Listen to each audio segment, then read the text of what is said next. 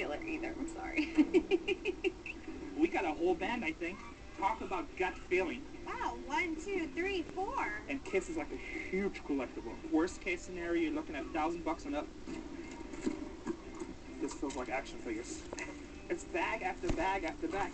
And then we got old ones, new ones. It's a $500 box right here. Nice. I got the man of your dreams. Definitely the man of my nightmares. Check this out. Oh my god, that's scary. Hold him. Hold me. Is there another one? His bride. This one looks a little bit newer, but this guy right here, he looks really old. We need to find somebody that really knows and can tell us the difference between them, and maybe get him a price. Who knows, maybe we'll get really lucky and it's one of them they use on the set. That would be worth a lot of money. The only bad thing, they were possessed. Shut up. Casey, I'll be right down here. Let me know when you want to play with me. That's scary. I hope it's not a possessed one. Oh wow, more action figures. Nice. Oh, these are all movie memorabilia. Child's Play 2. I'm just gonna be conservative, but I bet you it's a $200-300 box.